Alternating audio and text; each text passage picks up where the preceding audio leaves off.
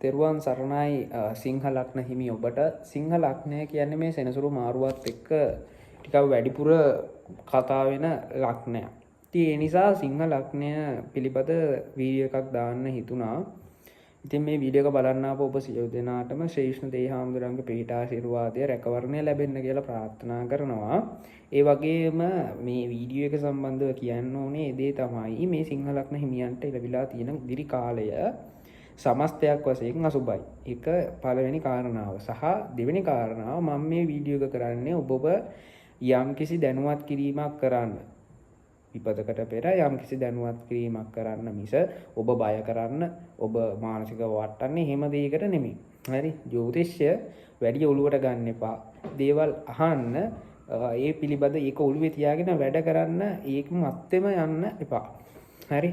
එතනදී ඔබ මේ බය වෙන්න එපා. නමුත් සාමාන්‍ය මේ ශාස්ත්‍ර වසර 10000කටත් වඩා අතීතයේ ඉඳලා පැවතින ශාස්ත්‍ර.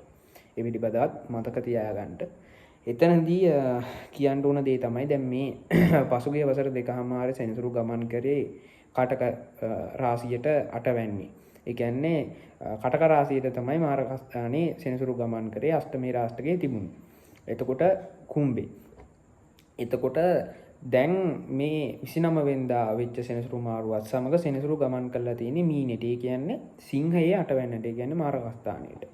එතකොට දැන් මේ ගෙවෙන්නේ තව ඉදිරි වසර දෙකමාරක් යනකම් සෙනසුරු මාරු වෙනකම් සිංහ ලග්නයට අෂ්ටමේ රාශිය. කියන්නේ සෙනසුරු මාරකස්ථානයේ තමයි ගමන් කරන්නේ. එතකොට කටකෙට වගේ නෙමෙයි සාමාන්‍යයෙන් රවිත් එක්ක සාමාන්‍ය ස්වභාවයෙන්ම සෙනසුරු තරහයි. රවි සමග ස්වභාවයෙන්ම සෙනසුරු තරහයි. එතකොට සිංහ ලග්නයේ ලග්නාධිපති වෙන්නේ රවි. ඔබ ජ්‍යොතිෂ පිළිබඳ යම් දැනුමක් තියෙන කෙනෙක් නම් ඔබ දන්නවා. එතකොට විශේෂයෙන්ම සෙනසුරු ස්වභාවයෙන්ම හොත ග්‍රහයෙක් නෙමේ රවිගේ රාශිය වෙච්ච සිංහෙට.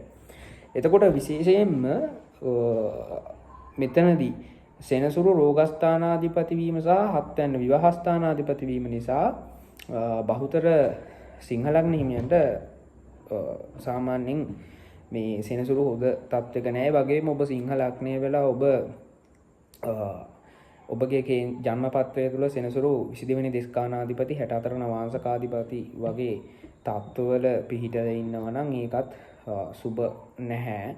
එතකොට ඒ වගේම තමයි ඔබ සෙනසුරු ඔබේ කේන්ද්‍රය තුළ විශේෂයෙන්ම පළමු වෙන්නේ පිහිටලා ඉන්නවනම්. හරි? ඒ වගේම සෙනසුරු ඔබේ කේන්ද්‍රය තුළ 12 වෙන්නේ පිහිටලා ඉන්නවනම්. හරි? එතකොට අන්නේ තත්ත්වවල ඉන්නවනම් කටකීම කිව්වේ කටකේ 12 වෙන කියන කටකේ. එතකොට ඒ තත්ත්වවල ඉන්නවනම් සහ මේ ඔය භාවය අනුව වගේම සෙනසුරු ඉන්න තත්ත්වය හොද නැත්තම් සතුරු නීච ඒ තත්ත්වවලින් නම් ඉන්නේ. ඒ වගේම සෙනසුරු ඉන්න නැකත හොද නැත්තම්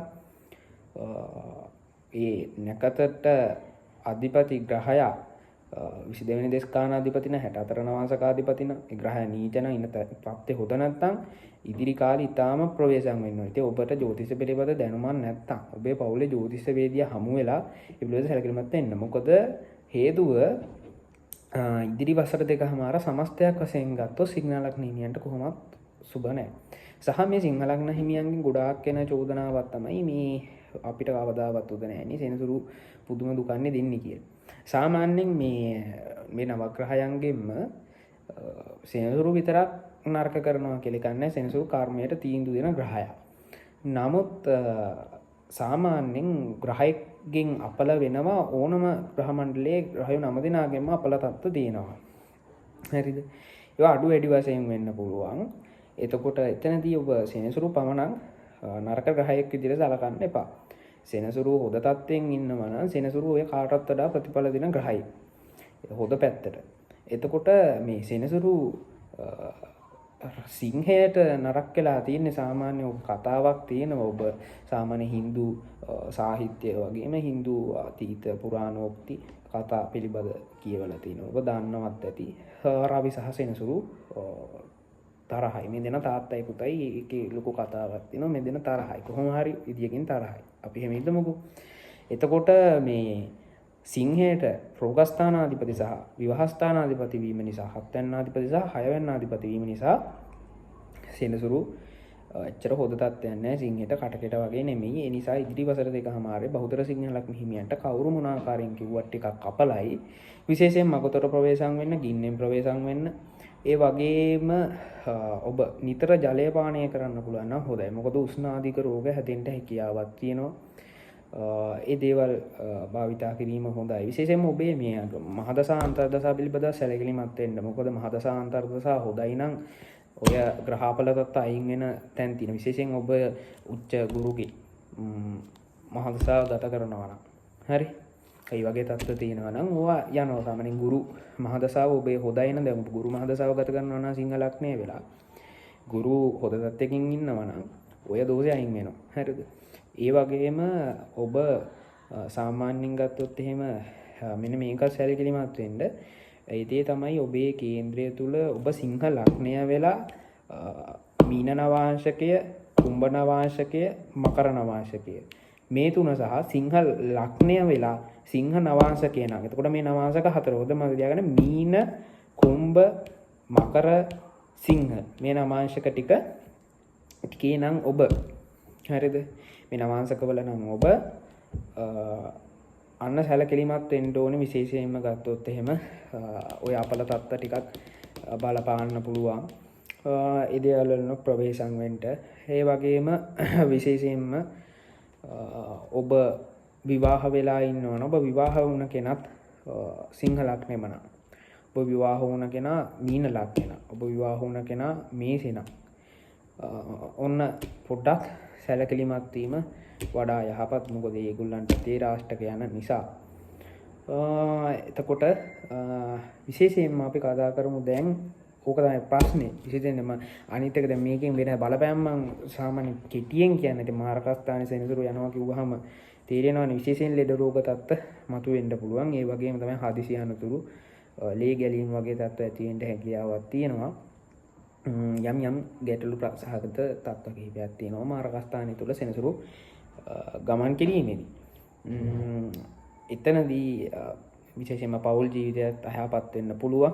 කොහොමද දැන් පහුගිය වසර දෙකමාර සෙනසුරු සිංහ ලග්න හිමියන්ගේ 7 වෙනි විවාහ ස්ථානයේ ගමන් කරේ. එතකොට කොහොමත් පහුගිය වසර දෙකමාරෙත් සෙනසුරු ඇතැම් වෙලාවට විවාහයට ගැටලු ප්‍රශ්න ඇති කරා මේ සමහර සිංහ ලග්න හිමියන්ට. ඉදිරියටත් ඒ ප්‍රශ්න ටිකක් තියෙන්න පුළුවන්. ඉදිරි වසර දෙකමාර ගෙවිලි ඉවර වෙනකොට. ඉතින් ඒ කාලය ඉවර වෙනකම් ප්‍රවේශම් වෙලා ඉන්න. විශේෂයෙන්ම සූර්ය දෙවියන් අදහන්න. සූර්ය දෙවියන් අදහන්න. එහෙම නැත්නම් සෙනසුරු දෙවියන් අදහන්න. ඔය දෙන්නගෙන් කෙනෙක් අදහන්න. දෙන්නම එකපාර අදහන්න යන්නත් එපා. ඒ පිටින් දැනුවත්ව කරන්න ඕන වැඩ. ඊට අමතරව ඊට වැඩිය හොඳයි ඔබට නිර්මාංශව බෝධි පූජාවක් දවස් 21ක් එක දිගට කරන්න පුළුවන් නම් හොඳයි. එහෙම නැත්නම් දවස් 7ක් එක දිගට උදේ පාන්දර 3ට නිර්මාංශව බෝධි පූජාවක් කරන්න. ඒකත් හොඳයි. ඊටා ගුණඵලදායක දේවල් ඒ දේවල් පාන්දර 3ට කරන්න පුළුවන් නම් හොඳයි. ඒ වගේම කපුටන්ට සාමාන්‍ය කිරිබත් වගේ දෙන්න පුළුවන් නම් හොඳයි. කිරිබත් වගේ හදලා දෙන්න පුළුවන් නම් හොඳයි. ඒ වගේම ඔය අසරණ කෑම නැති සතුන්ට කෑම දෙන්න පුළුවන්. ඒ වගේම කෑම බීම නැති මිනිස්සුන්ට කෑම බීම දෙන්න පුළුවන්. ඔබට හැකියාකාරයකින් කරන්න. ඔබට පුළුවන් රුපියල් 500ද රුපියල් 10ද රුපියල් 100ද රුපියල් 20ද ඒකෙන් හරි කරන්න. රුපියල් 10 වුණත් කමන්නේ. ඔබට පුළුවන් ආකාරයෙන් ඔබ කරන්න. එතකොට විශේෂයෙන් භාවනා කරනවා නම් භාවනා කරන අයට ගොඩාක් අපල තත්ත්ව අඩුයි. අපල බලපාන්නෙම නැති තරම් ඒක යම්කිසි මට්ටමකට එන්න ඕනේ ඔබ සිත දියුණු කරගෙන. ඒ වගේම මන්ත්‍ර භාවිතා කරන්න පුළුවන්. ඔබ මන්ත්‍ර ශාස්ත්‍රය කරන කෙනෙක් නම් විශේෂයෙන් ඔබ දන්නවා මොනවද භාවිතා කරන්න ඕනේ කියලා. යම්කිසි විදියකින් කියන්නම් වඩා හොඳයි ඔබ විෂ්ණු දෙවියන් අදහනවා නම්. විෂ්ණු දෙවියන් අදහනවා විශේෂයෙන් මන්ත්‍ර ශාස්ත්‍රය භාවිතා කරන මන්ත්‍ර ශාස්ත්‍රය දන්න කෙනෙක් නම් ඔබ විෂ්ණු කුර්මය, ඒ වගේම වෛතාරාමය, විෂ්ණු සංහාරය වගේ මන්තරත් හොඳයි සාමාන්‍යයෙන්. මොකද ඒ වගේ විෂ්ණු සංහාරය වගේ මන්තරත් ওই වගේ දේවල් වලටත් පාවිච්චි කරන්න පුළුවන්කමක් තියෙනවා. බැරි කමක් නැහැ. එහෙම තියෙනවා. ඒ වගේ தত্ত্ব තියෙනවා. ඉතින් කල්පනාවෙන් ගමන යන්න ඕනතරම් මන්ත්‍ර ශාස්ත්‍රය දන්නවා නම් සාමාන්‍ය ඕන කෙනෙකුට ඔය වගේ ප්‍රශ්න වලට පිළිතුරු තියෙනවා. අවුරුදු ශාස්ත්‍රය දන්නවා නම් පිළිතුරු තියෙනවා. අෂ්ටාංගායුර්වේදය පිළිබඳ දැනුමක් තියෙනවා. ඔබ දන්නවා මොනවද පිළිතුරු කියලා. විශේෂයෙන් හොඳයි බෝධි පූජා කරන එක සාමාන්‍ය කෙනෙකුට. වඩා හොඳයි විෂ්ණු දෙවියන් ඇදහිීම සාමාන්‍ය කෙනෙකුට.